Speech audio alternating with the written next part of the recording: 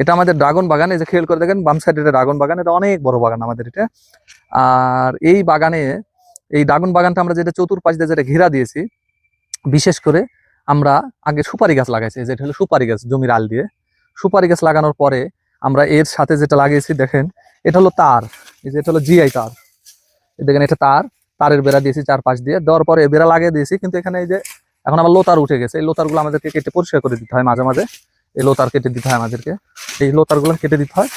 আর এই তারগুলো নষ্ট হয় না, যে তার প্রায় 10 থেকে 15 বছর চলে এই তার। এই যে তারগুলো দেখা যাচ্ছে না ভালো করে, যদিও এখানে আপনার হলো লোতার উঠে গেছে।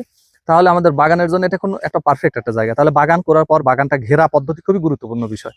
এই যে এটা দেখেন ঘেরা দিয়ে দিয়েছি বাগানে, এবং বাগানে যে আমরা এই যে এখানে খুঁটির ভিতর দিয়ে যে তারটা আমরা দিয়েছি, এটাও কিন্তু জিআই তার দেওয়া আছে, 10 নম্বর তার দেওয়া আছে, 8 নম্বর তার এটা কিন্তু আমাদের টানা দেওয়া আছে। তাহলে দেখেন যে একটা বাগান করতে হলে আপনাকে আগে সকল বিষয় জানতে হবে। পাশাপাশি যে আপনি শুধু বেশি খরচ করলে হবে না, দেখেন তারের নেট দিয়ে দিচ্ছি, এখানে সুপারি গাছ লাগাই দিয়েছি, তাহলে এটা আমাদের খুঁটি হিসেবে কাজ করছে, তারের নেটটা এটা কাজ হয়ে গেল। এখানে যদি আমরা বাঁশ দিতাম তাহলে 2 বছরের মধ্যে কিন্তু বাঁশগুলো নষ্ট হয়ে যেত, তাহলে এটা কিন্তু দেওয়া যাবে না। আবার এখানে যদি জিআই তার না দিতাম, তারগুলো 2 বছরের মধ্যে নষ্ট হয়ে যেত।